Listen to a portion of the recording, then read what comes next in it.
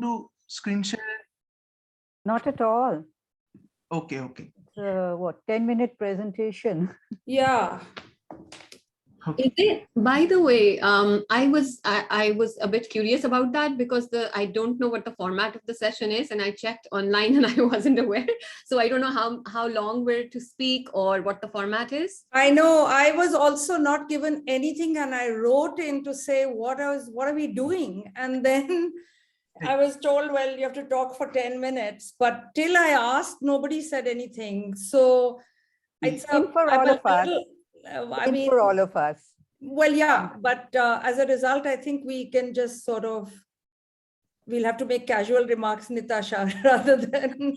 I actually just sat down and I thought, what if it's a 30-minute session? And I just down a few points, so I do have a lot to say in case. In case, good.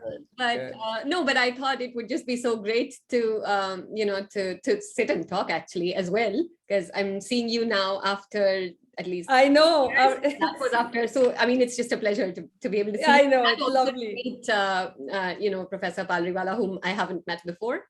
So it's, yeah. Yeah, thank you. It's for me, yes, I've not met you before. Ania and I, of course, have known each other since, as they say, almost langote yaar. Yeah. True. Every kind of feminist campaign possible.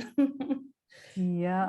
You're in the US, Ania, isn't it, right now? I'm in Delhi right now. I've been here for a bit because I'm on sabbatical, and because of COVID, I'm normally here for at least half the year, but I couldn't come because of COVID for 2.5 years. So it was a very sad situation, and I hot-footed it the moment I could. Yeah. So in order to clear confusions on the format, it's 10 minutes of opening statements followed by a moderated discussion. Yeah. It's like that. And I think Khushi is supposed to give the opening introductions, but I think she has lost connection. So I'll just ask her to join.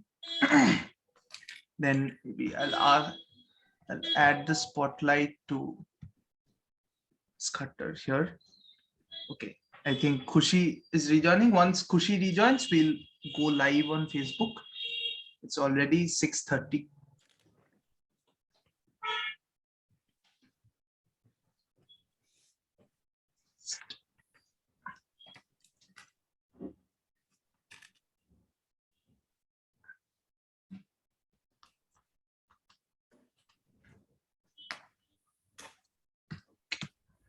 Okay, Khushi is here. Khushi, are you here?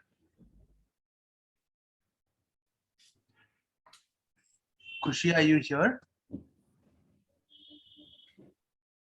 I think she's on mute. Yeah. Yes. Khushi, are you here? Yeah. Okay. I'll just remove you from the spotlight for a while,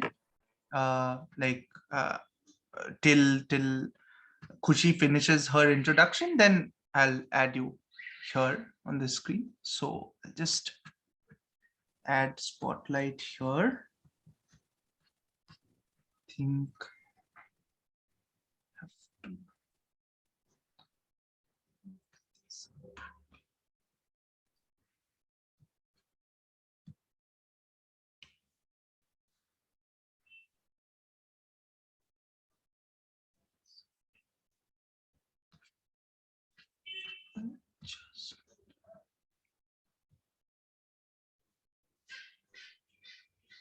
just bear with me for about 2 minutes. It'll just take me a while. I can now see Khushi though. I can see Khushi. She's there. Yes, Khushi is here. Just set this up.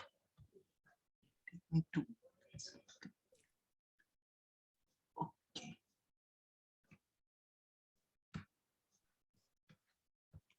Just inform you when we are live. Still preparing.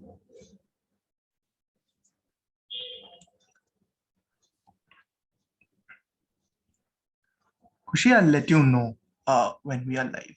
Then Yes. everyone can.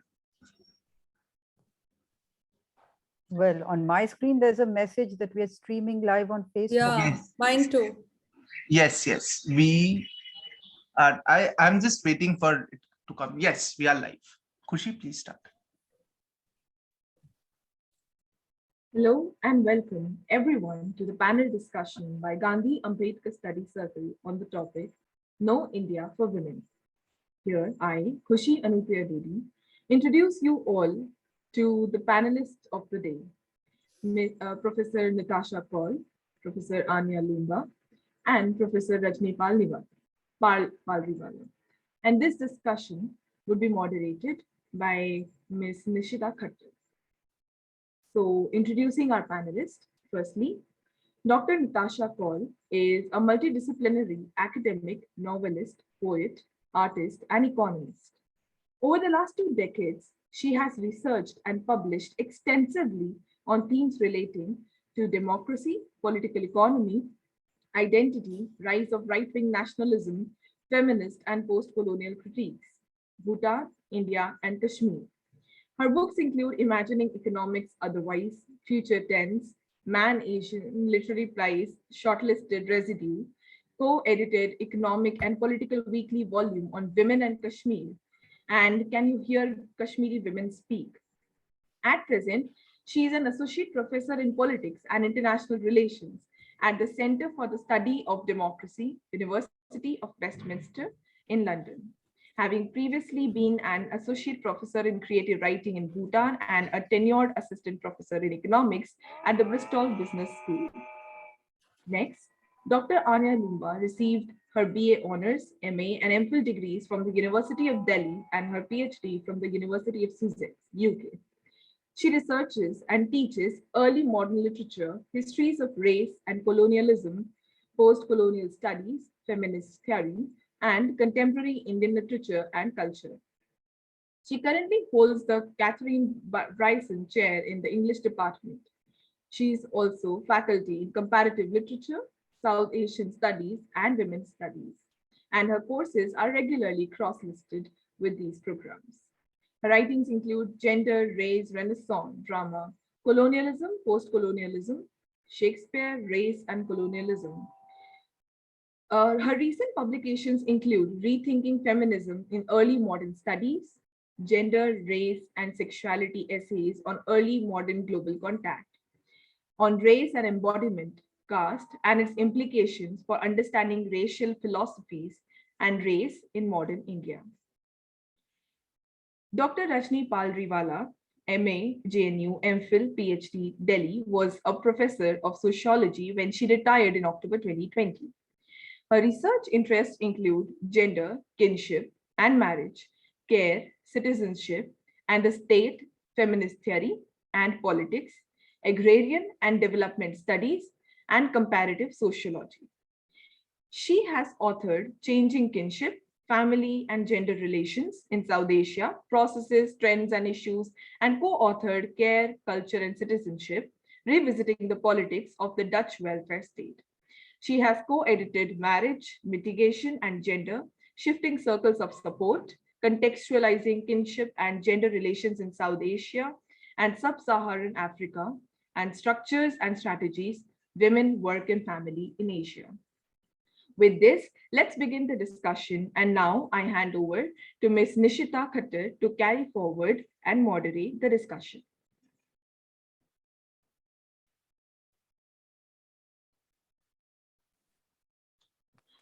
Thank you, Khushi. A very good evening to all.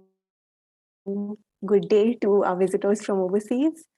Our prompt for today's discussion, framed by the students of the Gandhi Ambedkar Study Circle, is very richly, very tellingly couched in the form of a question. No India for women. So framed as it is on either side by the negation no and the question mark, this prompt rattles the security, the stability, the confidence of the assertion India for women. It replaces that security, replaces that certitude with an insistent sense of disquiet, unease, is there in India for women? The question seems to be asking. So as I see it, the question is a reminder of the stresses, the strains of being woman, performing womanhood here and now in this time and place. We might even say that it is the woman question, a question that has a European history reincarnated here and now in our time and space, in a post-colonial nation that is also incidentally witnessing the rapid rise of an exclusionary nationalism, of right-wing rhetoric, religious fundamentalisms. I think we all have been currently tracking the hijab row in Karnataka, where female Muslim students are being declined the right to express their religious identity on various grounds. So we are aware that blanket invocations of ideals like modernity, secularism, liberalism, these are very highly fraught, very contentious claims in a country where our very access to these notions has been mediated through that other grandism, colonialism.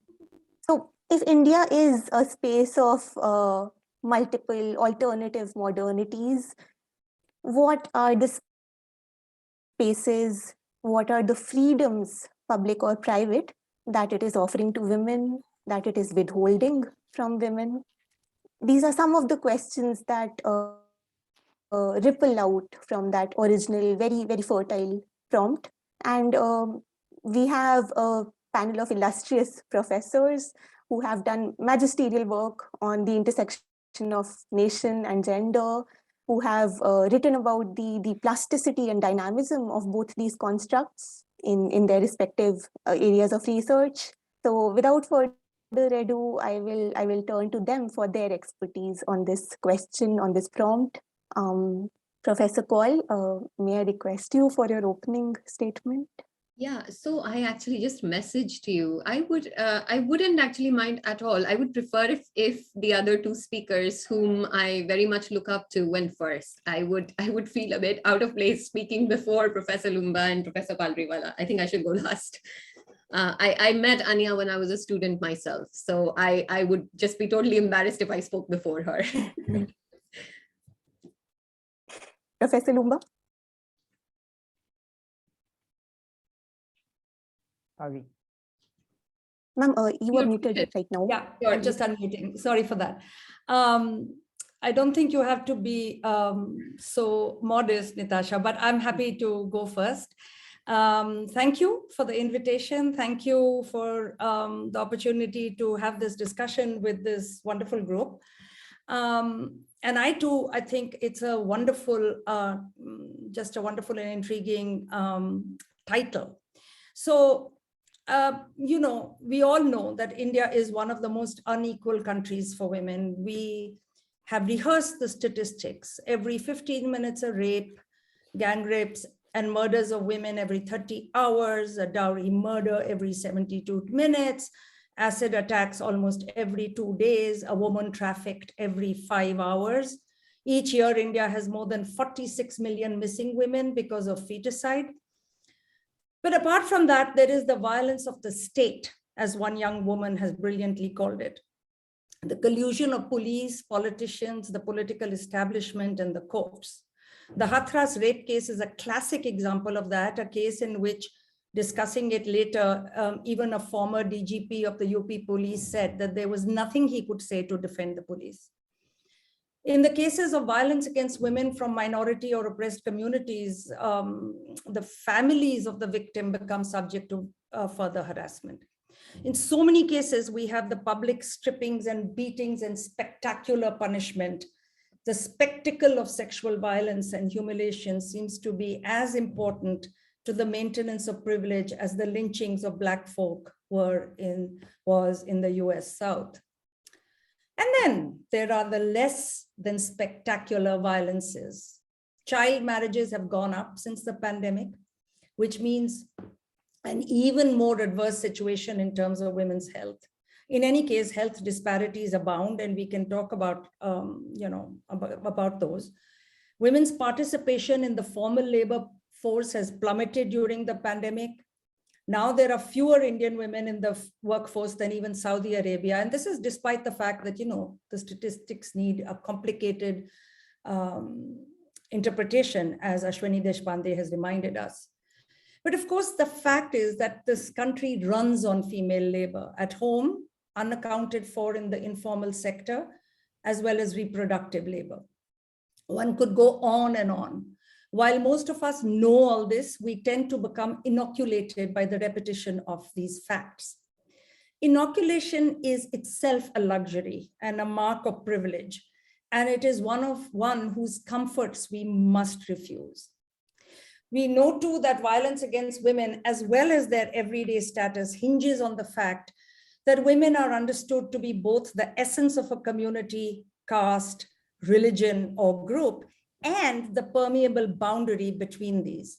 So they become the grounds for asserting caste power, religious pride, and indeed state power, especially obvious in the case of women from minority communities, lower castes, Dalits, but especially, and states such as Kashmir or Manipur. But I would say no woman is immune to this logic.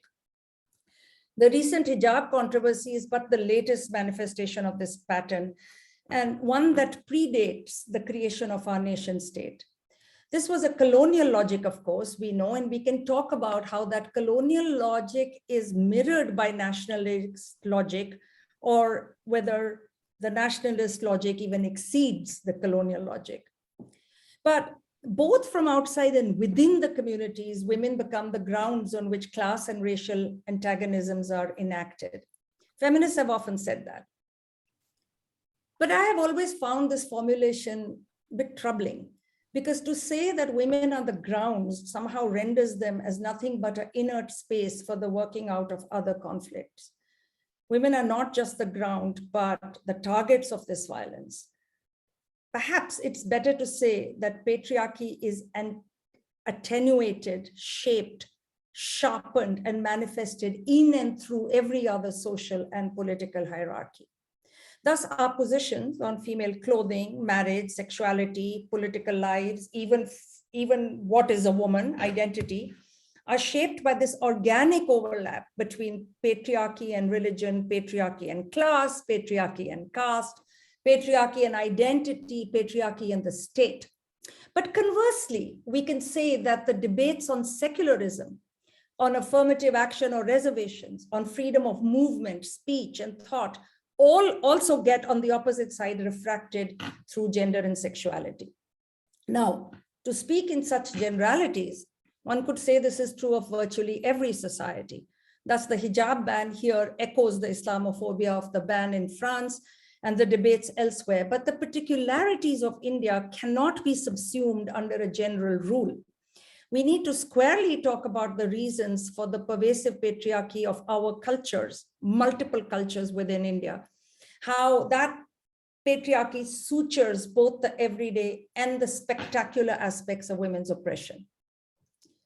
But simultaneously, we also need to acknowledge the amazing fact that Indian women have always fought back. The moving, awesome histories of women's fight against every kind of oppression in India is staggering and impressive, given the pervasiveness of this violence that I've been talking about. They have fought against not only gender violence, but they have profoundly shaped every other movement for justice. And that carries on today, whether it is the women of Shaheen Bagh or those within farmer struggles. It's completely amazing to see the persistent courage of women, from the ones we hear about, such as Sudha Bardwaj and Nitasha Kaul, to the many others who've been fighting at every level, legal, political, academic, in the workplace and at home. Now, this is not to brush away the difficult fact that we also have an escalation of women's activism on the other side, as it were, fanning the communal and casteist violence we see around us. These too have a long lineage going back to the roots of Hindu nationalism. So, one of the oldest novels that everyone goes back to, the 1882 Bankim Chandra novel Anand Mat, enormously powerful, depicting a Hindu mendicant-led rebellion against Muslim rulers. In the middle of that novel, at the heart of it, we have Shanti, a radiant and militant young woman who leaves her home to join the rebels. When Shanti absconds, she does so not to claim equality with men in the public world, but rather to enable her husband Jibananda to fight freely without being torn between his duty for the cause and his desire for her. She insists that once she joins the rebellion, she is no longer a woman, but a chaste warrior. And we can talk about various such iterations of female power and agency. But the sannyasi rebellion in which Shanti and Jibananda participate is aimed at creating a Hindu nation. In order to achieve this, the novel suggests the sannyasis must mobilize the Hindu populace, which has long been suppressed by Muslim rulers. Now, these ideologies, of course, have permeated the lineages of Indian nationalism, and they have taken different forms in virtually every decade after independence through, the sort of last sort of thrust would be the destruction of the Babri Masjid, through the Gujarat riots, through the Delhi riots. They are woven through the logic of the rhetoric of love jihad, the anti-conversion laws and beyond. Now, these are not static ideologies or forms. And so the image of the militant upper caste Hindu woman has changed and shifted over time. And I think it's really important to see these shifts and what else they dovetail with. But my point is that women are both at the receiving end of patriarchy and implicated in it. And if women are not just the victims of right-wing ideologies, but also articulate and enforce them, what does it say about our desire, the feminist desire to unify all women and men and mobilize them against the workings of patriarchy? I think we are all implicated. And in the interest of time, I won't talk about something that is really disturbing to me, which is, the pervasive images of the rape culture, which is enacted in the most popular and most seductive Bollywood songs. Some of them I love, some of them I find myself, using in my own workout or dancing, and people are, they just enjoy them. They don't mean anything. And there are vast debates on the relationship between such images and what really happens in culture. But I really think that we cannot brush away the fact that even female empowerment now, or so-called female empowerment and expressions of sexuality, are taking place through these fantasies of male violence. I had actually collected a collection of videos that I wanted to show, but actually, frankly, don't have the stomach to watch them. So is it the case that the flip side of such violence is the extraordinary persistence of the ideal of heterosexual marriage in our cultures? We are hardly unique in this matter, but I think we are particularly attached to this norm across the lines that otherwise divide us. No matter what our caste or religion or class or region or political orientation, we find it hard to flout the ideal of marriage and the normative family. Of course, there are millions who've done so, and LGBTQ groups and individuals have contributed enormously to changing the discourse on these issues. But I would argue that this is an extraordinarily tenacious and malleable ideal in India, and it has been reshaped to fit the new consumerism, the new urban culture, new forms of living and loving, and of course, the new state. Finally, I think we cannot discuss the place of women in India without talking about what the Hindu right has done to consolidate the ideologies I've been talking about. Patriarchy isn't new, casteism isn't new, class violence isn't new, Islamophobia isn't new, but they are not static. Anand Patwardhan's film Ram Ke Naam, I think, is brilliant in highlighting the masculinist ideologies and violence that undergirds the practices of the Hindu right. And so many scholars and activists have charted the way in which communal violence has been and continues to be horribly sexualized. And the same is true of caste violence. And we can talk about the hijab ban, which we keep coming back to. But I think this ban is part and parcel of the erosion of constitutional rights and escalating attacks on minorities. We all know that. The fact is that every such crisis also distorts our debates on secularism and freedom of women. That is what happened in France, and that's what's happening here. And the contexts are different, but the dangers which are posed to women are also different. So it's time to talk about what does it do to even the assertions on the left about secularism.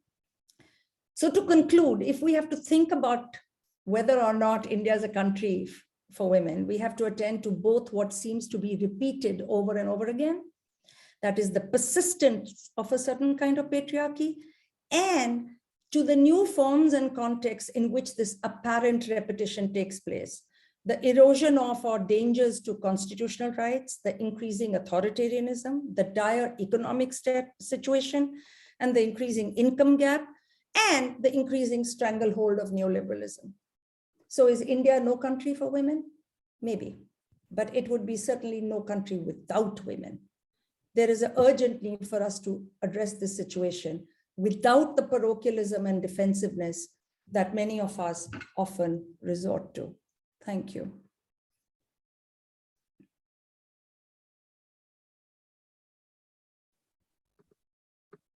Thank you, ma'am, for that very illuminating and vast mosaic of concerns that you've pointed out with regard to this question.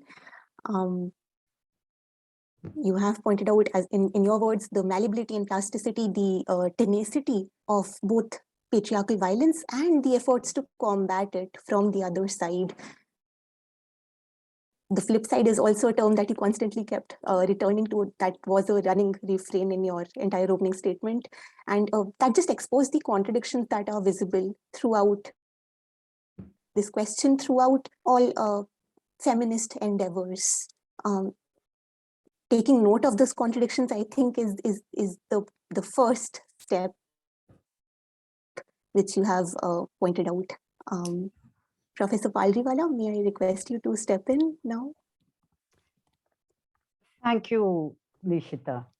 And as I was saying when I was muted, but Ania then said, I really don't know why Nitasha decided she couldn't come first. She would have been making our job so much easier.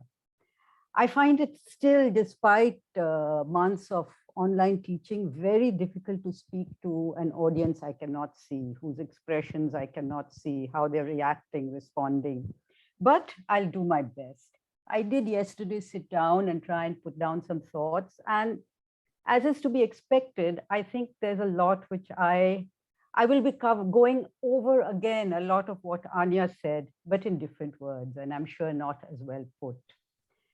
But the first thing which came to my mind when I saw the topic of the panel, No India for Women, was I thought of Alan Patton's novel on apartheid and racism in South Africa and the title of that. And I thought, with some change to it, cry, my beloved country peoples, cry, my beloved peoples. What do we see in India today? Yes, India ranks 140 out of 156 countries in the global gender gap. And this is down from 98 in 2006. So in 15 years, we've gone down almost 50 points. And in thinking about this question, one could list the litany of all the tribulations and trials and oppressions and inequalities that women and workers and Dalits and minorities and Adivasis and people from discriminated regions and other discriminated and stigmatized peoples face in India, both historical and contemporary. Whether it's the decline in the employment, and as Ania said, I mean, I have the figures, but I'm not going to go into them. They go in and out. They don't really immediately. So the decline in the employment, the worsening child sex ratios, the continuing high figures of maternal and child and infant mortality, the manner in which outlays to programs which benefit poor and Dalit women, such as Manrega or ICDS, are being cut in, especially in the last 6 years with the present regime, which claims to speak at times for women.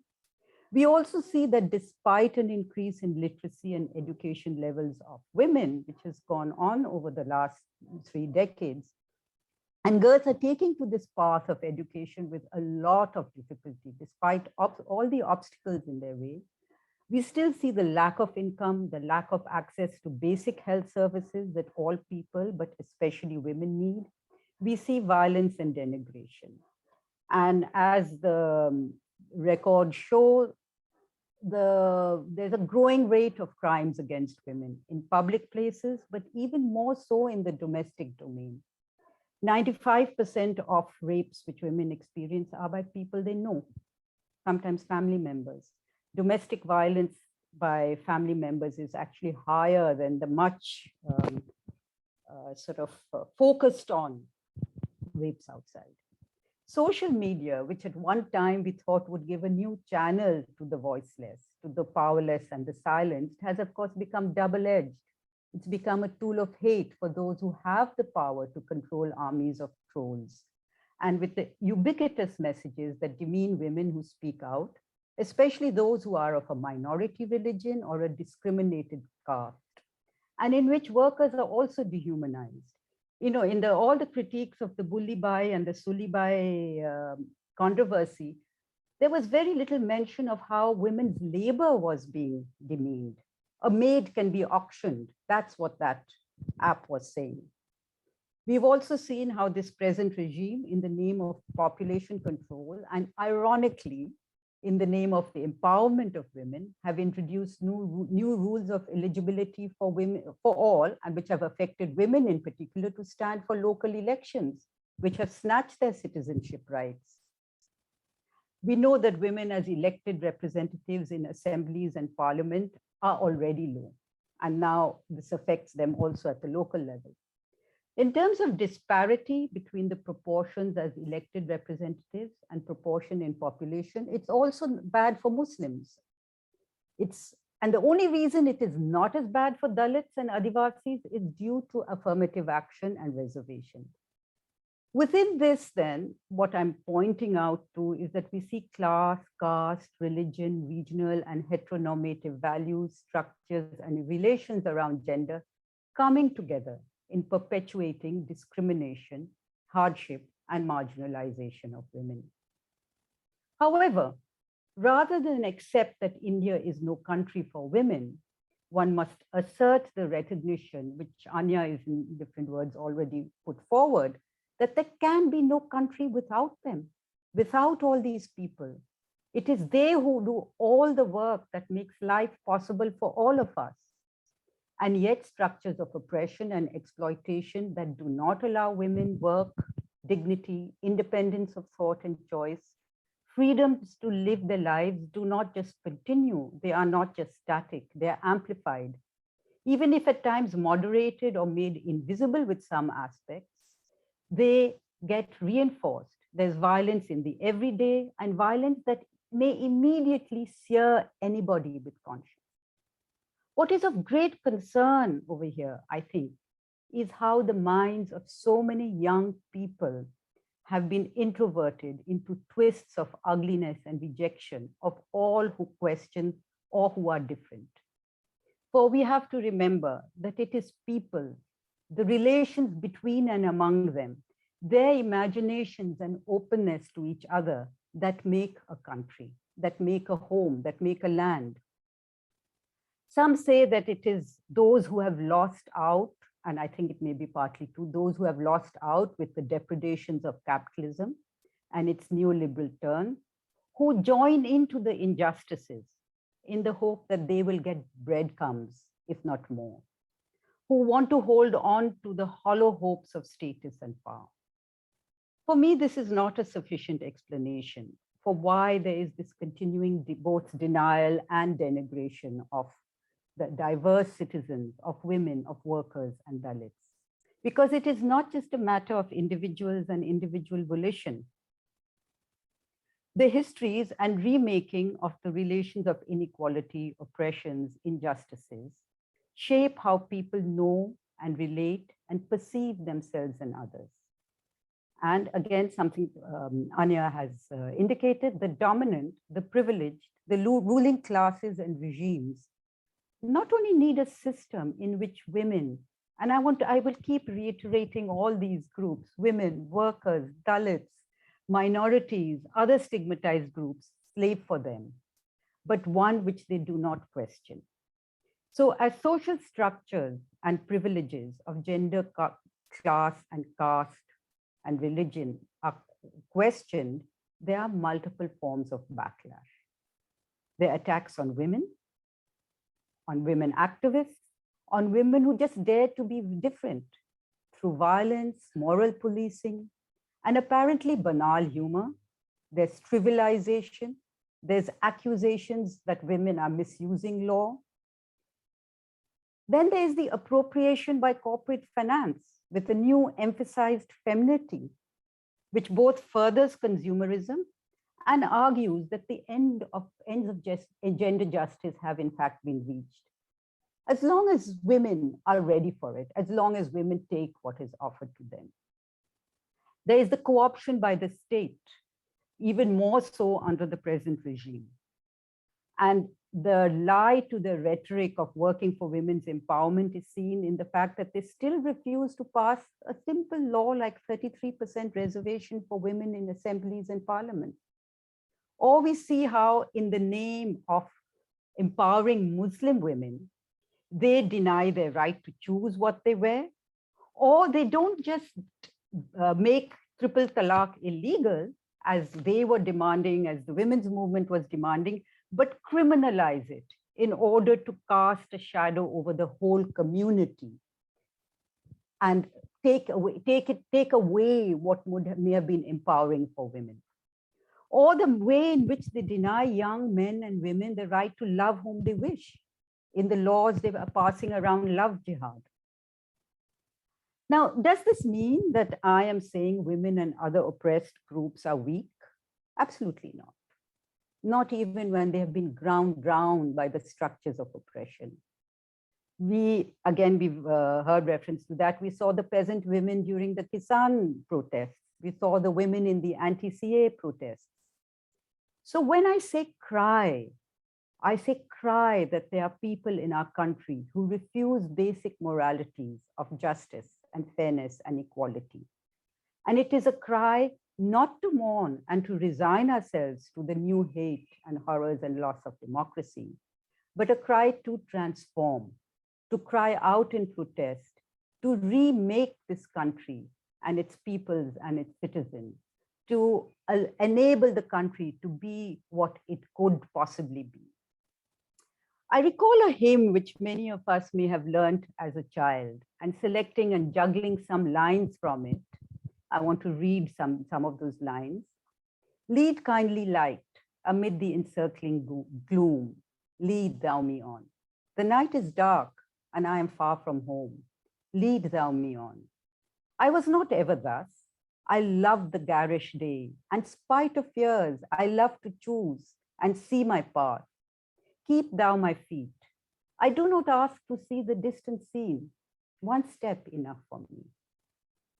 While one step cannot be enough in the current scenario, what is this kindly light that I ask for? Not a divine light. It is collective solidarity and struggle, the courage that gives the readiness to be able to stand up and speak out against injustices and exploitations of others. It is to cry out for new laws, new institutions, the right to speak and be part of those who design and decide for the country. It is the readiness to question oneself and one's own privileges. It's the readiness to struggle without fear and the ability to learn from other oppressed and the exploited.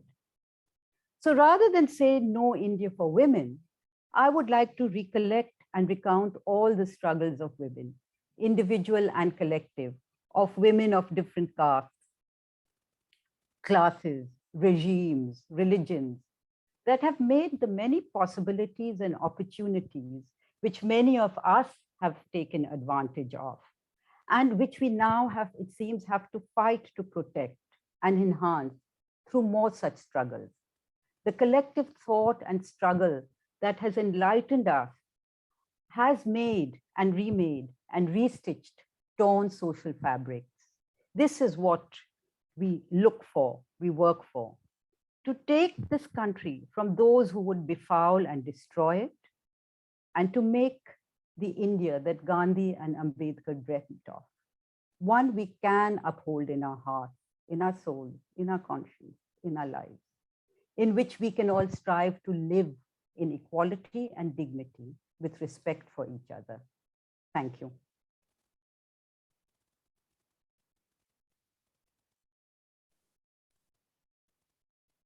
Thank you, ma'am. That was extremely instructive. It was particularly a pleasure to follow the trajectory of your entire opening statement. It began with, a stark, clear-sighted statement of the facts, very brutal honesty, and then it graduated to such a note of hope at the end. So it was very reminiscent to me of that Gramsci quote, "Pessimism of the intellect, optimism of the will." I think one of the notes of hope that I could detect in your statement was the fact that you observed this nexus of oppression, this nexus of privilege pertaining to structures of class, caste, religion, gender. So the very fact that there exists such a nexus of oppression, that there exists such a layered structure of disenfranchisements, disempowerments, that was something you turned into cause for hope. Since there is connection, there is solidarity in oppression, there could be solidarity in resistance too. A very provisional, fragmented sort of solidarity, but solidarity nonetheless. That was particularly instructive and hopeful and optimistic to observe in your opening statement. I think that was there was some resonance with Professor Loomba's statement too, insofar as that she also identified patriarchy as the common term in racial, class, caste oppressions. So ultimately, if there is to be resistance, it will emerge from some coalescing of communities, some interaction, some solidarity. Professor Kaul, would you like to enter the discussion now? Yeah, thank you. Thank you. I'm actually glad that others have spoken before me, because there's I think I'm also going to slightly disagree, or maybe sound less of a hopeful note. Let me start by saying when I talk about these things that are very depressing, that's not to say there isn't hope, because hopelessness, I wonder if it can really name itself. The very fact that we're gathered and we speak ever about anything indicates that there's something that we can still do, and yes, there is hope. But if we are to give an answer to the question, India no country for women, my answer is emphatically yes, it's not a country for women. And but I would then even go on to say that that this is bigger than just India, of course, that there is a longer history that for women has always had to be a history against the grain. And I'll start with Hindutva, and it's something that I'll come back to now and again through the course of what I say. But I want to say that this isn't just about the present. This isn't just about what happened, with the right wing, although that is a really important part of the way in which various kinds of multifaceted violence that women face, but not just women. I'm going to actually argue that there's something broader than women here that's at work. So right now, yes, I mean, if the punishment likely for hurting cows is probably, easier to enforce in India right now than the punishment for hurting women. There are, members of legislators of the ruling party that marched in support of those who were alleged to have raped an 8-year-old girl, Asifa, in the Asifa rape case in Jammu. So yes, I mean, I'm definitely going to say it's not a country for women. However, that being said, that while what as I think Ania and Rajni also pointed out, the extremes that we are seeing right now are cause for tremendous concern, and in some sense, actually in a substantive sense, they're not just limited to India. It's part of a global a global resurrection of extremism and right-wing ideologies that is very conscious, and that these ideologues see very much in common with their projects across national borders, whether that's in Brazil or Philippines or India or, you know, or Trumpist America or Erdogan's Turkey or Putin's Russia. I mean, it's not even just democracies, although democracies, of course, are more worrisome. But in the Indian context, many underlying factors here are, of course, both complex and longer term. So the way in which patriarchy functions, the way in which women have to face, you know, an everyday level of almost, in many contexts, tribal hooliganism, the very way in which political opportunism, you know, scavenges upon ideas of gender selectively is all much longer. And I think I want to actually, you know, really focus to start with on this entire life cycle of a woman in India. I mean, if you start from the very idea of the fact that, you know, how does a woman get to be born and how does she get to die? I mean, that entire life cycle, every step is an obstacle course. It's littered with various levels of horrors. So, you know, first of all, she has to be born. The child has to be born and not be subjected to feticide. Once born, the child has to survive potential child abuse, both within and outside the household, from being molested by people. You know, so there's that. Then there is the whole question of access to education and the terms of access to that education. You know, what kind of schooling will that child receive as a girl child? What will happen if that child, if that child does perform in a specific way in certain subjects? Will, if she doesn't put in that much effort at maths and science, be seen as somehow natural because she's a girl? Then we get to, you know, workplace harassment and discrimination and selective ways in which entry to the job market. What kinds of jobs will that woman be, you know, before that? Higher education, what courses would be deemed suitable for a girl? Because, you know, what could she do compared to what her brother or her other male relatives might do? And then we get to, you know, the fact that even in any potential occupation where women do succeed, they would be disproportionately affected by any macroeconomic shocks. So if there is a recession, if there is any other, you know, a pandemic or anything like that, they are more likely to be in more precarious jobs with lesser job security and have to face that. Then you come to the fact that if she is within household, within specific, you know, within any kind of a relationship with, especially a heterosexual relationship, then there would be the double day where she would be expected to take care both of her, you know, both at the work, you know, work both outside the home, as well as take a disproportionate burden of emotional labor and care within the household, and that would all just be seen as natural. And then we get to the point that her violation of consent, which would be in various ways, which would be assisted by legal and social practices, norms, both formal and informal. If she happens to be from, you know, if she happens to lead a female-headed household, this is all just much worse. If she happens to be a Muslim, a minority, a Dalit, someone who's impoverished, it is, you know, it is all just magnified. The vulnerabilities are magnified, and the ideas of individuals who are migrants and refugees and insurgents and so on are, of course, also within those, you know, within those identity categories. There are also women, the specific ways in which female refugees, female migrants, female, you know, insurgents have to face that as women as well. So, you know, and then there is the way in which at the end of her life, presumably, you know, in one way or another, in more religions than one, she would be denied access to the sorts of rituals at the end of life that men would have. And in spite of whatever the law might say, she would more likely than men be denied her inheritance, which then structurally, you know, and disproportionately affects women's ability, their capital, their ability to take risk, and so on. So the entire life cycle of women is marred by these very structural, systematic obstacles that are individual, interpersonal, ideological, and that inflict violence that is economic, political, social, emotional, and so on. It's psychological and so on. And this, one would say that, well, is this only something that happens in India? No, of course it's not.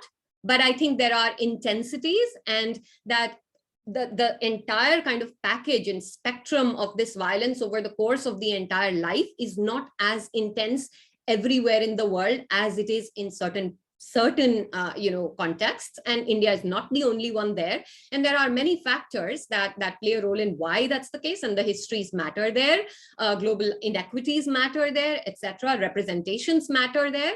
But nonetheless, as an empirical fact, it is the case that women have to face all of this.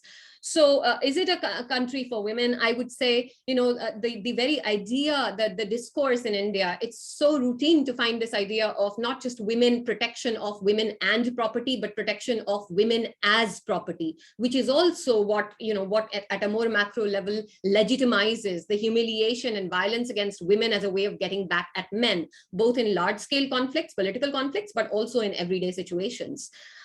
So, some of this is, as I said, longer term. Over 100 years ago, Arthur Pigou said, if a man marries his woman, marries his housekeeper, the national income goes down. And of course, it still would, right? Because women's work is unvalued. There's no value placed on it. Women are placed outside outside that idea of the economy into some sort of embedding natural kind of space, but they are also politically defined as in line with the ideas of gender and nation as the boundaries, as Cynthia Enloe said, the boundaries of what must be protected, the biological reproducers of the nation, the ones who kind of transmit values and morals from one generation to the next, and all of the kind of, the things that entails. Now, that is all already there. Then you have the role of specific, governments like the current right wing in India that emboldens these existing patriarchal opportunity structures. And I want to argue and have argued, I'll just summarize it here, that they do that through the use of misogyny as a political strategy. And I've kind of argued this in something called the misogyny of authoritarians in contemporary democracies, looking at 5 different countries with different majority religions in global North and South. But the idea is that misogyny works and misogyny here isn't just a hatred of women. Misogyny is part of a structure that enforces patriarchy by punishing women who go out of line. That we know. And I want to, beyond that, also argue that it isn't just about women.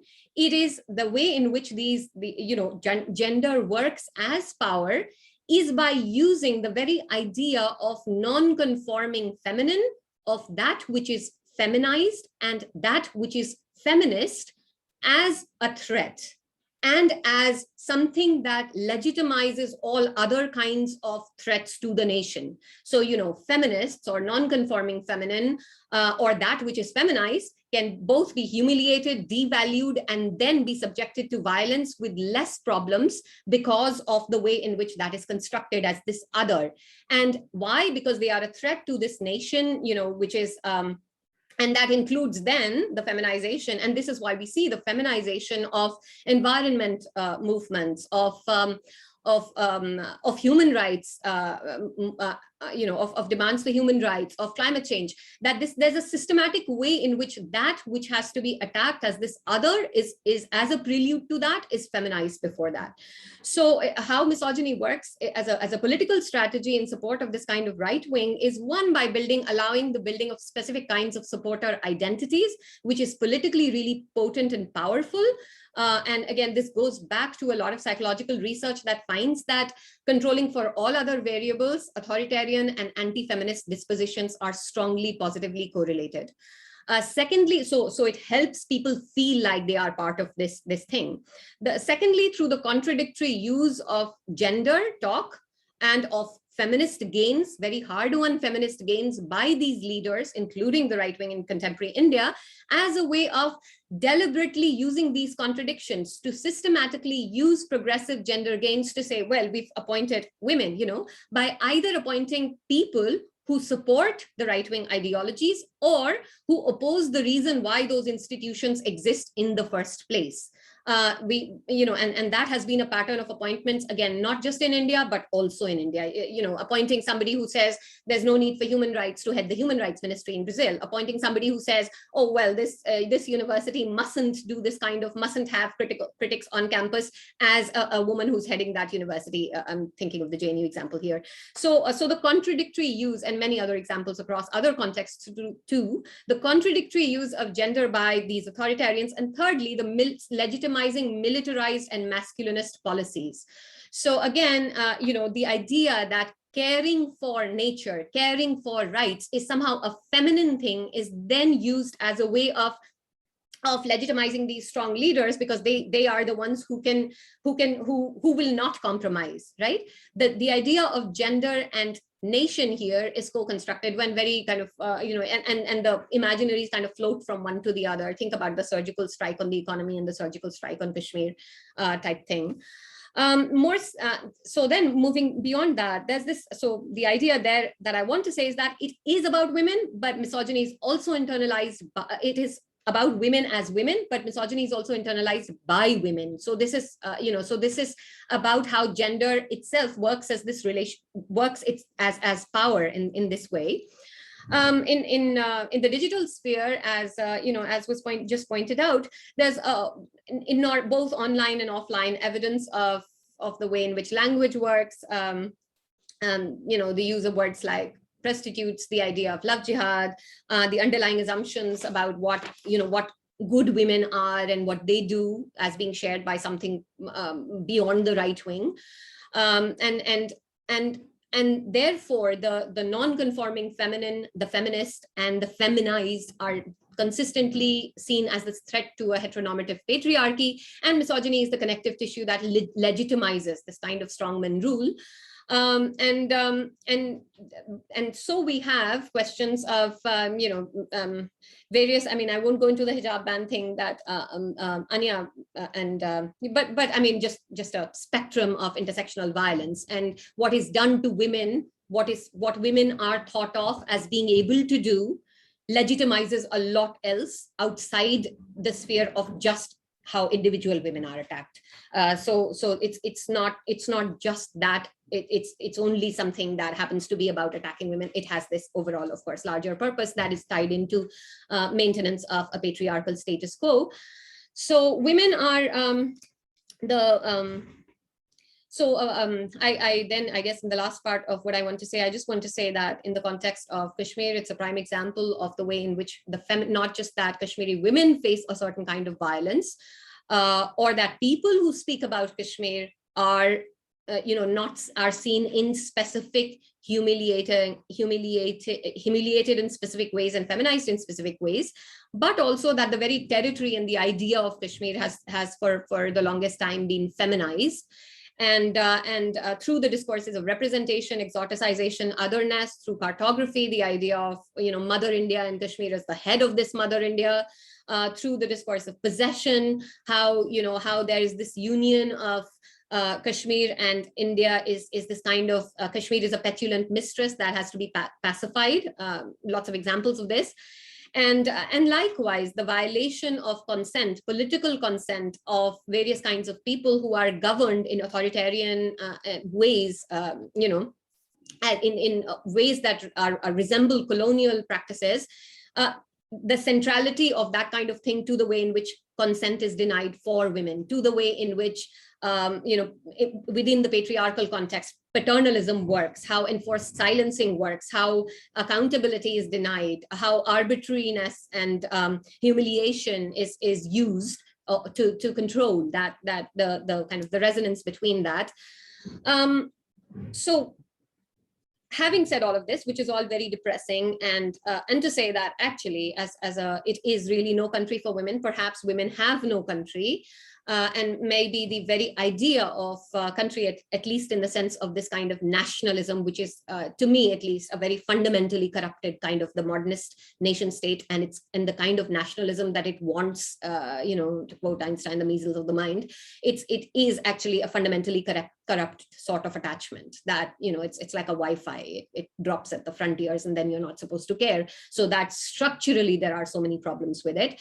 But nonetheless, there's, so in that sense, maybe the very idea of women as something that, this question as something that can be sensibly, that we can sensibly move beyond and over in within the context of national borders perhaps isn't even possible, and women maybe are just, the idea of that voice of women is perhaps just this voice that always has to be against this idea, a certain idea of country, the modernist nation state being what I have in mind. But having said all of this really depressing, these really depressing things, I want to also say that, of course, nonetheless, as I said, it's not possible to talk about a hopelessness. If we're talking about hopelessness, we still have a residual amount of hope.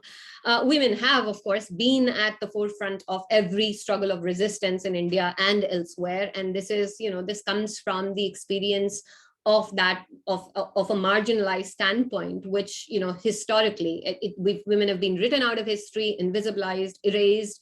And again, that is magnified depending on who those women are. So obviously one would read much lesser about women who are also vulnerable in other ways or marginalized through their other identities.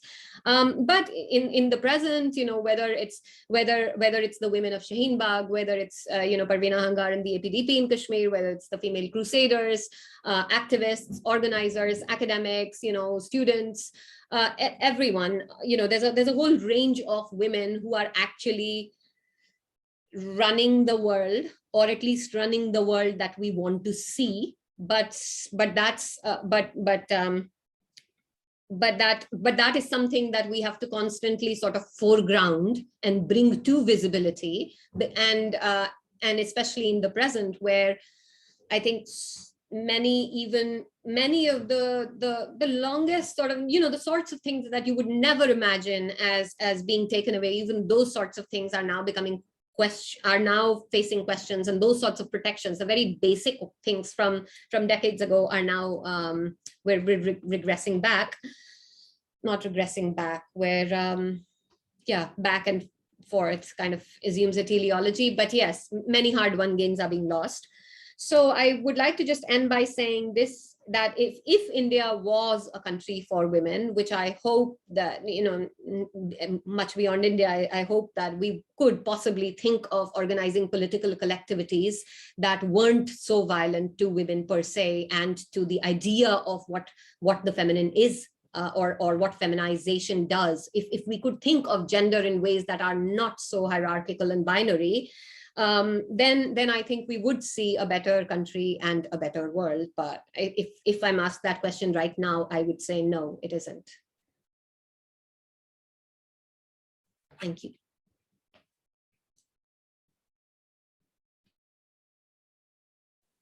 Thank you, ma'am. That has given us some food for thought indeed. I won't deny that it will take me a minute to process the, again, the starkness of the facts, the arguments that you've made.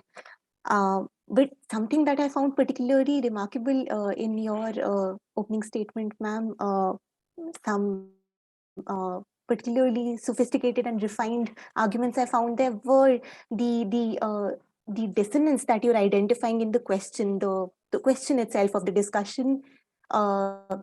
Is India a country for women? You're identifying that in the present day context, at least, nationalism as we're envisioning it right now is by definition a hyper masculine nationalism. The nation has been constructed as a hyper masculine, ultra muscular sort of entity. So authoritarian tendencies have anti-feminist dispositions coded into them, is something that you pointed out, which really was very illuminating, which really explained a great deal of what has been happening in recent times, a great deal of the news that we've been observing on the streets, in the newspapers, at home, in this in the public sphere. So you disclosed how the nation works by the nation as it stands at present, at least the right wing nation works by feminizing all undesirable political tendencies or undesirable political dispositions othering them. Feminism becomes more or less not feminism, femininity rather, becomes more or less a catch-all container for all that is perceived as undesirable or unneeded. That was a particularly intricate connection that I thought you have drawn between nation and gender. Sorry, ma'am, would you like to respond? Can I just clarify? What I meant was notions of the feminine that do not conform to patriarchal norms. So they're very happy. I mean, I think everyone's very happy to promote a certain kind of feminine, whether that's economic or political. Deified femininity. Yeah. That's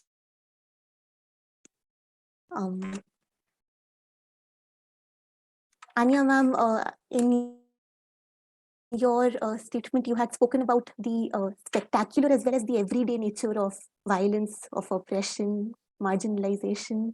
I thought perhaps we could invite you to elaborate on that a little more. The spectacular and quotidian at once nature of violence. Yeah, I mean, what I was saying is that they are connected, they're sutured. They're not two different things, right? But for me, the big question in front of us is, how do you connect gender to all the other forms of oppression? So I think that what I was stressing is that gender is not sui generis. It's not a thing by itself. So I would, maybe I would disagree with, those who think that. And these have been basic debates within feminism, right? Gender is pervasive, as I said. So the everyday is part of, how a society is run, the violence against women that takes place at home and on the streets, every day, routine. But this is not unlinked from class or, caste or region. So it escalates or goes down, is managed depending on who the woman is, who the community is, right? But it is, for example,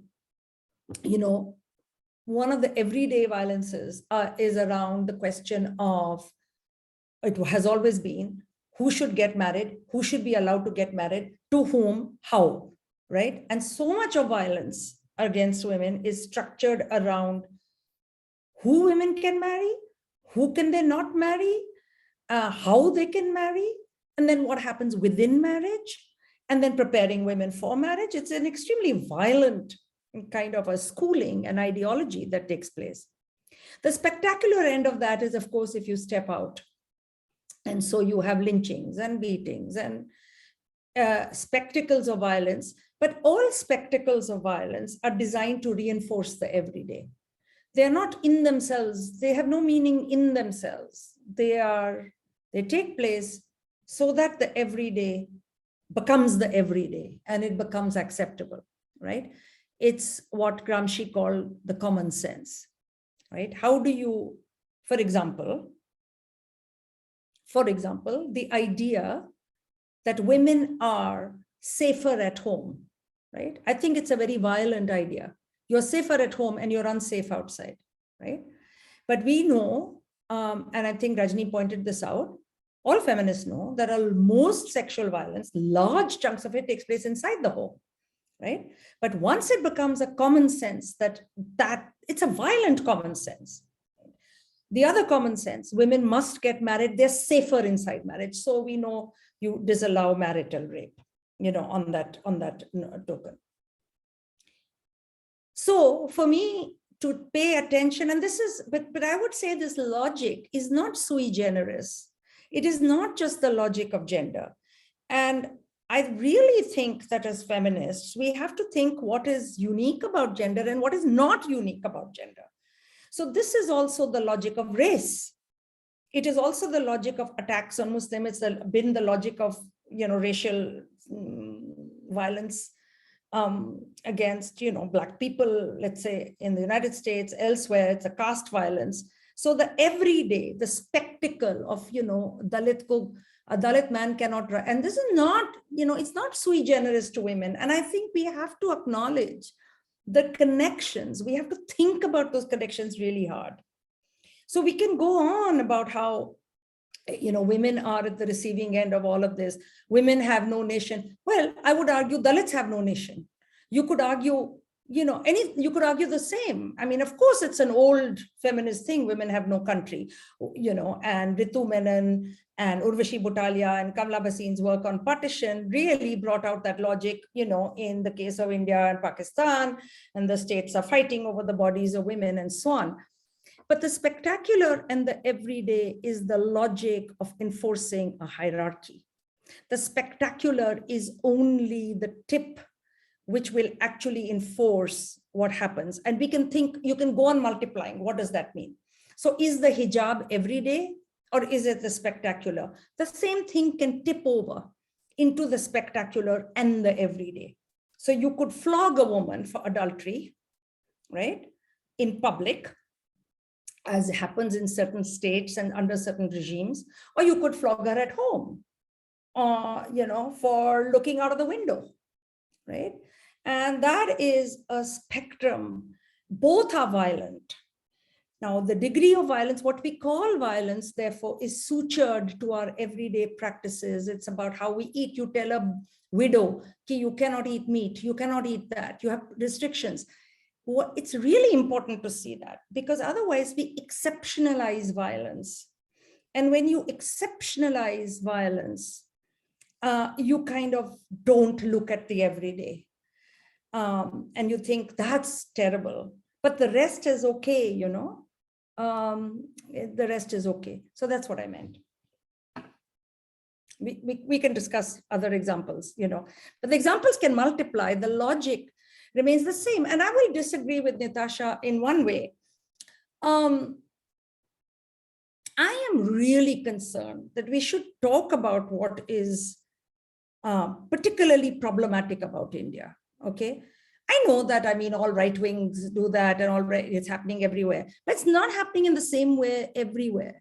And, as a joke, I always say to people, and it's a joke and just, it's not a joke, it's a felt observation. I keep saying we are the best in so many things. One is textiles. I've never seen such amazing textiles anywhere in the world. The other is filth. Okay, it's a habit, but it's based on caste. It's based on so many things. And the third is patriarchal violence.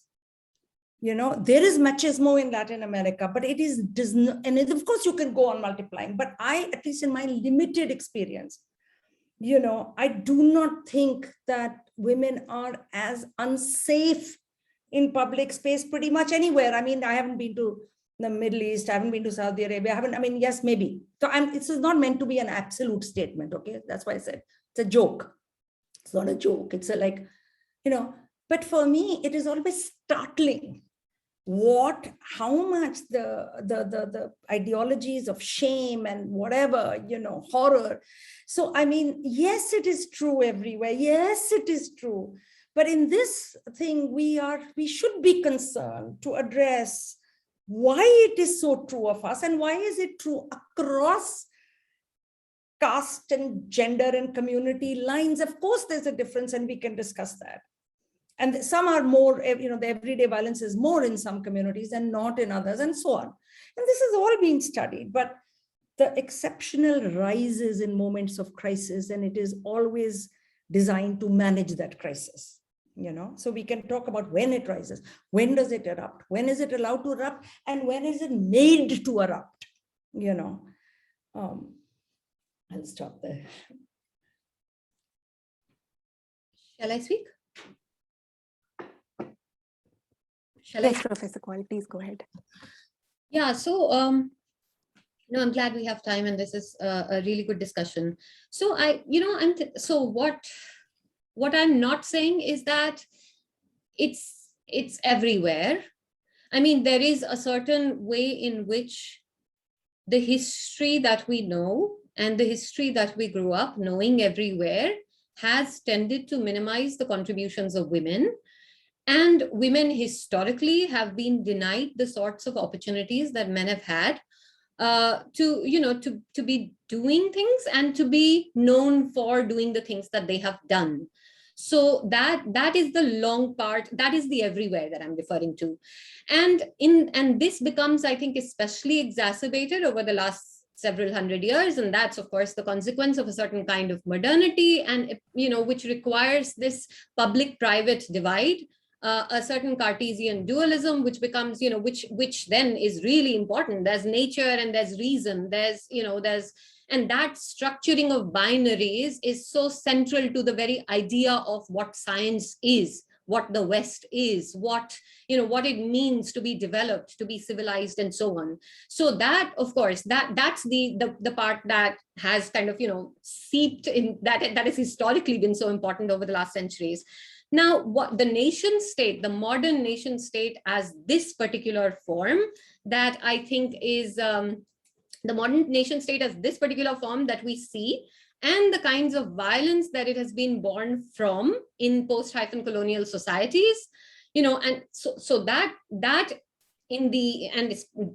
part is specific to India, right? The violence that we've seen over the 20th century of nationalism is global, but there's India-specific aspects of it. And why? Because there's the history of colonial rule, of extractive structures, of repression, of this idea of saving and civilizing these others. So that is the general part.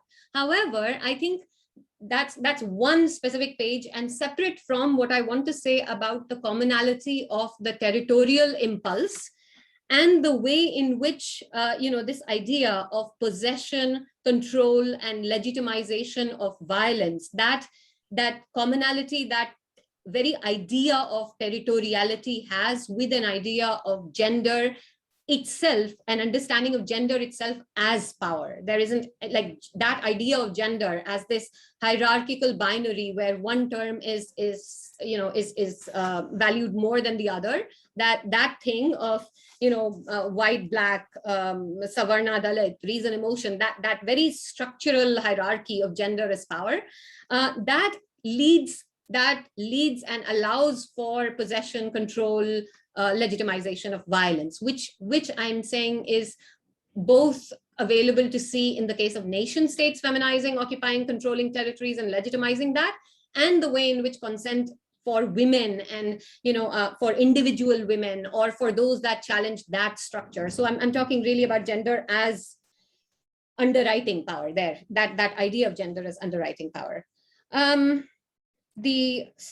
The question about what's happening with the right wing in India, that's a much more specific question. That's a much more limited thing that is happening in a post-Cold War sense globally, where we have 90s onwards, the end of the Cold War, the rise of a certain kind of, for me, what I call a post-colonial neoliberal nationalism that we see now, where nationalism and neoliberalism are not opposed to each other. Ideas of the nation and economy are co-constructed, and there's this appeal to an imperial nostalgia in places like the UK and US, and to a post kind of pre-colonial purity in places like India. And that is powerful because of how it uses the idea of a West. And that part is something that is politically happening in specific bounded countries. And the right-wing projects that I see in common are things like Bolsonaro in Brazil, Duterte in Philippines, Modi in India, Erdogan in Turkey, Trump in the US, whether their misogyny is of the virile, profuse, masculinist kind, the sexualized kind, or of this kind of protective, like we protect women. There's this idea of the nation and the strong men and what their rule does to the nation. And in this sense, these leaders are all for me, electorally legitimated misogynist authoritarians, and the misogynist part is really important. Electorally legitimated misogynist authoritarians who claim a monopoly on nationalism, denounce their critics as anti-national, come to power claiming to challenge neoliberalism, but benefit from crony capitalism. And that, I think, is common to all of these leaders. And the kinds of their speech, the kinds of violence that their speech legitimizes, the sorts of things that happens, like in Brazil, like the killing of Marielle Franco, and all Bolsonaro supporters going like, okay, this indigenous lesbian, a politician who was killed was for them as a victory. In the way in which that these figures get killed, in the way in which that femicides rise, and that's enabled by these people, that's enabled by these regimes, which I don't think that we are disagreeing. I mean, they're all doing that. I don't think we disagree on that part. But yeah, I think the way in which that I see, maybe for me, the way in which I see the narratives of legitimacy and the structures of oppression working in this context more broadly than India, maybe that's where we disagree. But of course, the individual country contexts are important. That's.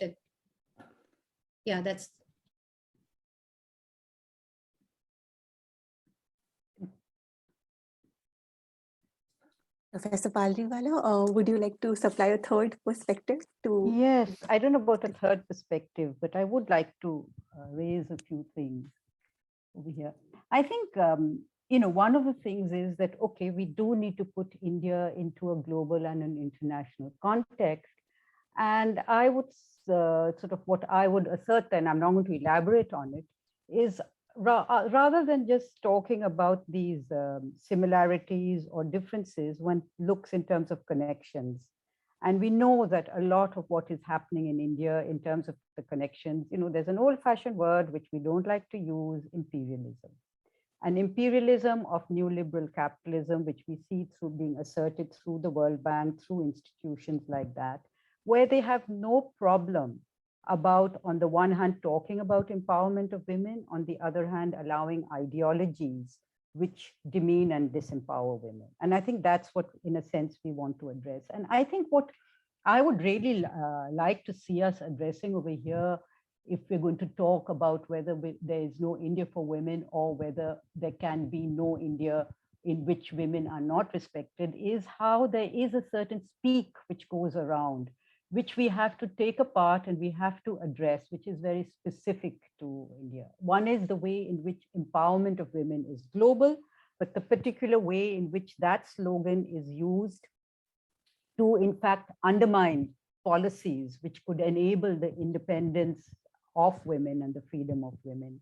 The other is something which persists across, it's not new, it's been going on for some time, but we hear it time and again. Women are their own worst enemy. And I think that is something which one really has to address, because it's true that, women are what women are, what men are, it's all made through the social structures, the social relations, the opportunities they have in which they live. There is no reason why women should be more heroic than others. They will also fight for their little bits. But we also have to address this, that women are not their own worst enemy. Women may be stool pigeons for, patriarchal structures. Notice I don't use the noun patriarchy. I prefer the adjective, because I think it's only as an adjective that we get to those multiple connections. These are the terms where, if we are going to get the strength and the possibilities of actually struggling against it, against what we are experiencing, against what is happening, that we need to know. Nishita, you talked about how there was a stream of optimism in what I said.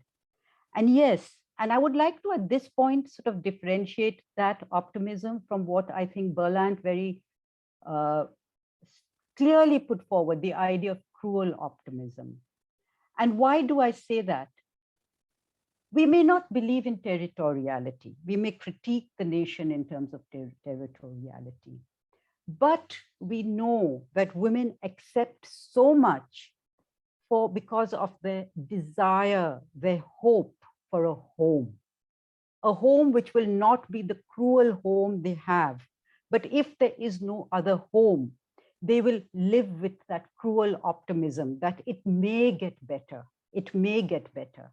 So unless we are ready to struggle for a better home for them, we do not need to think in terms of geographical boundaries. We need to think in terms of how all of us, we all want to feel that we are comfortable, not just comfortable in our own skins. We are in a place where we know we can flourish, we can grow, where there will be people who will reach out to us, whom we can reach out to. That is home. That is home for us. And when that home becomes impossible to live in, do we have the possibilities to step out, go elsewhere? Maybe we do not. So maybe we then need the possibilities to change that home.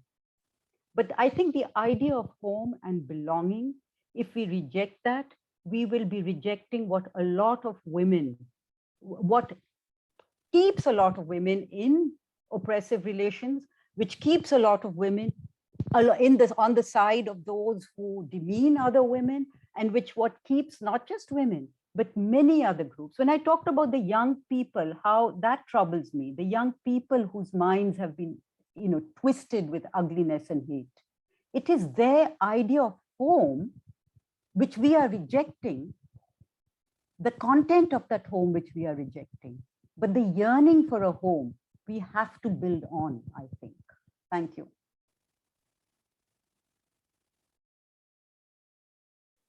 Just one other little thing, if I can say, if I may, a plea to everybody. This has come through my work on sex selection, which actually it was a very outdated thing of me, which you all read out. But please do not use the term feticide. Use the term sex-selective abortion. Why do I say it? Because the term feticide is exactly what the powers that be use to deny women the right to abortion. So what it is, as soon as we use the term feticide, we are falling in that trap of saying abortion is feticide. So a small plea, but something which I think is important in terms of how our language should not feed into what denies women power. Professor Loomba, you had raised your hand. I had, because I think, what Rajni just raised is really important in the sense of not just aspiring for home and needing a home, because we as feminists have come out of saying, women have no country, blah, and all of that. But that is like they have no country because states and countries do not allow them any kind of notion of, effective citizenship, and their bodies become a way of fighting. I would say all of us need to critically think about, it's not just women, but men, everyone needs to think critically about the idea of a nation and nationalism, as Tagore put it, his famous debates with Gandhi. But we don't have a choice also, okay? Don't have a choice. I don't believe in the nation, and therefore what? Okay, what does that mean? We live in nations, we live in homes, we live in communities. So I agree that the affective relationship and the safety of everybody to whatever those communities are, and we can expand them from the notion of a home to the notion of the citizen, it is actually something to fight for the right of everyone to belong and to be safe. And to have, we don't have choices. We heard so much about the death of a nation state, but nation states still rule and decide the lives and deaths of most of this world's population, So there is a certain kind of theory speak which very easily elided the real problems that, are on the one hand, at an intellectual level, they can be constructs that we don't buy into, but at the level of the everyday struggles and the problems, they are actually enormous, and you can't bypass them. Even if we don't believe in them, there's a way that you have to work yourself through these problems, So that's all I want to say. I don't want to, hog all the time, but I think it is, and the other thing is, nation, whether we're talking internationally or locally, I mean, obviously it has to be both. But, yes, it may be it may be colonialism, but colonialism is a vast construct, okay? And it has no meaning if we don't recognize, in the case of India, for example, that there was also an internal colonialism, which is eons old, and that is called caste. Okay, so there isn't just something called colonialism, and this is in fact what right-wing places in a lot of post-colonial countries, you could say that right-wing ideologues use the idea of colonialism to then boast a kind of nativism, So internal colonialism, and this is, you can go to Ambedkar and Gandhi, it's an Ambedkar Gandhi study circle. What was the quarrel? Okay. It is around whose nation? Whose nation are we talking about? What was the anti-colonial struggle all about, And what is then the place of women in those struggles? I mean, nobody was more canny than Gandhi in terms of both mobilizing women and also, in some ways, I would say, opening up a space. But on what terms? What were those terms? So in my book, Revolutionary Desires, and I was interested, it was interesting that Khushi, when she introduced me, mentioned all my early modern work, but none of the work on India. But really, I've written this at some length, that it has actually created the terms of political participation, which goes across the political spectrum from the left to the right. And it was a particular history that created those terms, And so women were interpolated into that. And the idea that you had to be a good woman in a particular way was a burden that was borne by women equally in radical movements, and equally in conservative movements. And then how they negotiated it and how they fought it is, of course, vastly different through that spectrum. But I think we need to be very careful when we use nationalism as if there was only one kind of nationalism, as if there was, the left fought for a very different kind of ideal of anti-colonial nationalism than the right. And that's what I tried to indicate even in my opening remarks. There is a long lineage to a right-wing nationalism, and then there were critiques, but nationalism energized and mobilized across the political spectrum. Now, even if we disagree, we have to take that seriously.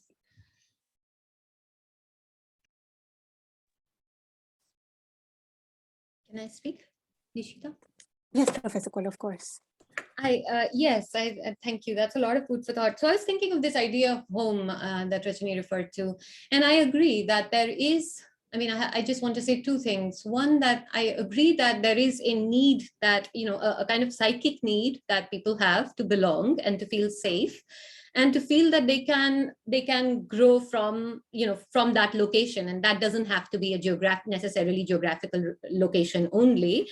And I think that's really important. And because of that, the interlinked nature of various injustices should not be comprehended only within fairly arbitrary lines on maps, because the political and economic processes that are enabling them and driving them cross those lines. But I completely agree. This idea of the home, not just for women, but for human beings, and in that sense, I think the planet as home is really important also to keep in mind for looking at how these injustices interconnect.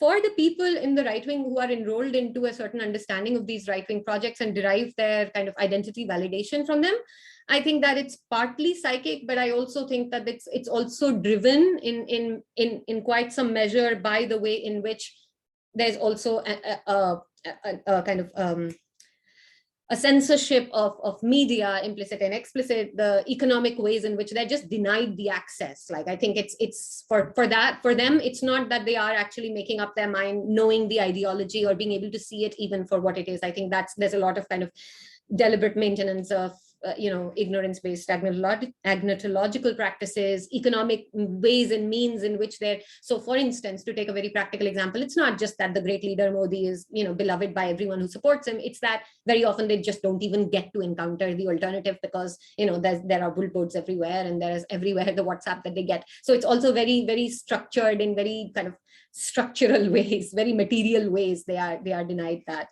access.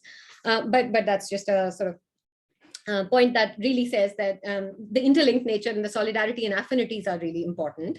Now, the question about the thing about nation. So is it idealist to say that we should think beyond the nation? Yes, it is, and I have no problem with saying that it is. But I also want to draw attention to the ways in which many territorial political technologies which seem very, very impossible to ignore at any time. The nation state form, like this modern nation state and its particular idea of self-determination, sovereignty, etc., that came along with it in the 20th century. And and if we want to go back to the nation state as a form, to Westphalia, then all of this is also a moment in history, in the longer history.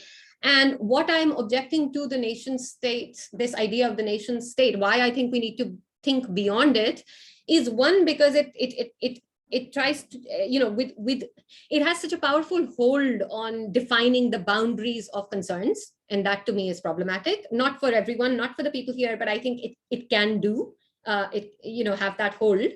Secondly, because I think that this idea of the nation is not, my argument about the nation is not at all the nation has withered away, globalization has taken away the nation, the nation state has ended. We now have more borders globally and walls and all that than in 1989. The nation state, if anything, is getting much more stronger. And actually it's working along with neoliberal forces rather than in opposition to them. The reason I'm concerned about it, to carry forward the second point, is that because this particular idea of the nation state, so much violence in non-spectacular ways is enabled by it, not just territorial occupations, etc., but also things like the ways in which systematic labor sanctions affect a majority of the global population from being able to access, safety or better life chances. I mean, the whole idea of of this visa regimes, of the ways in which there's a racialized hierarchy that is implicitly coded within this idea of what this nation state is allowed to do. The ideas of immigration and control and who can move from where to what is just blatantly ideological and tremendously violent, and it's perpetuated in spite of the corresponding economic story that we're all supposed to believe, which is that markets equilibrate, which is obviously bullshit, because you have systematic labor sanctions from so many people in so many nation states globally who can't actually move.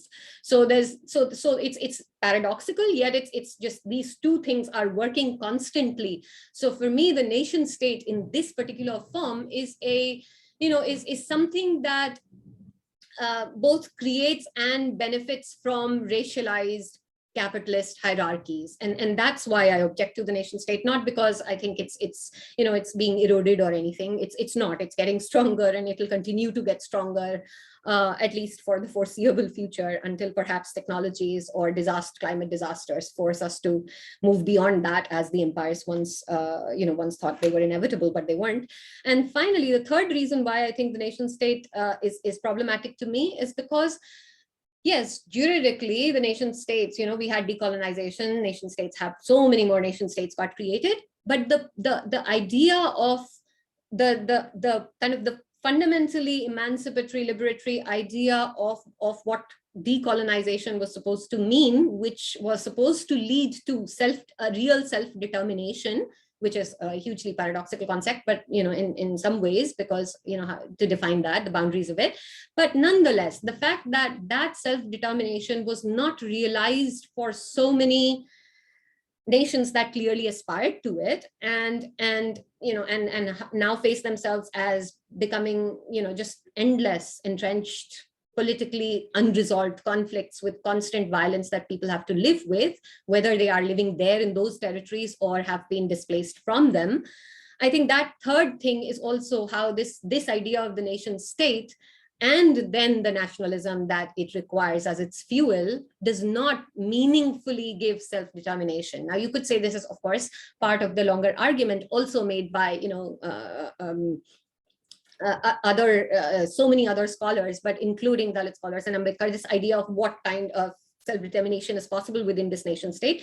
But I think this is a violence that needs to, if it can't be addressed by bringing this up, it still needs to be constantly repeated to say, well, it's not for so many people that self-determination hasn't happened. And for so many people that nation state form is really violent, as I'm sure we are all agreed. And that, so that's why I have a problem I have no problem with the idea of anti-nationalism as well, as long as it was global. And my dream here is that if we could globally be a lot more anti-national everywhere, then we'd probably be in a better world.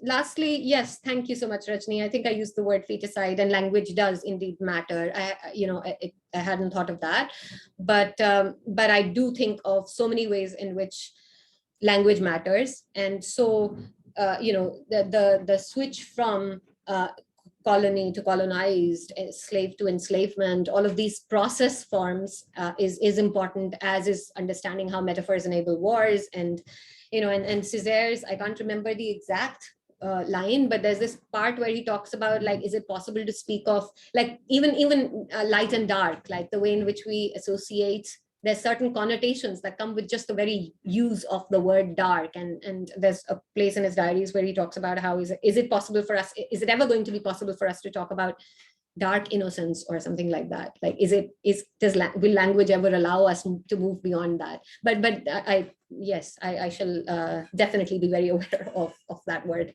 of the perils of, the problem of using that word.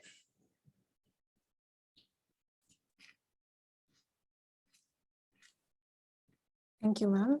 I have been informed that our time is up, which very fittingly is also the name of a recent phenomenon of feminist mobilization. Thank you, professors. You have been extremely illuminating in your perspectives. This was an extremely edifying discussion. I cannot emphasize how informative and how instructive it was. We will all carry away some food for thought, for action, to, in fact, theory as well as praxis. We're straddling that space, all of us. Lorraine will deliver the vote of thanks. Lorraine, over to you. And before she does it, can I also express my thanks to my co-panelists for all that I've got today, and to Nishita for your moderation, and to the Gandhi Ambedkar Study Circle for making this discussion possible. Yes. Thank you. Thank you for saying it, Rajni, on behalf of all of us. Thank you. Absolutely. Thank you so much. You guys are doing really important, valuable work. Thank you. Lorraine? On behalf of the Gandhi Ambedkar Study Circle, I, Lorraine Joseph, would like to express our sincere gratitude to all of the panel members for this very informative and interesting discussion. We are grateful to Professor Rajni Palriwala for her time and wise words. We also thank Professor Ania Loomba and Professor Nitasha Kaul for spending their invaluable time in enlightening us and participating in this event. Thank you to Ms. Nishita Khattar for moderating this session. We also extend our hearty gratitude to our principal, Professor John Varghese, and our staff advisor, Dr. Sabina Kazmi, for their constant support. Finally, we thank all of your audience for attending this event and making this a successful one. Thank you all. Thank you.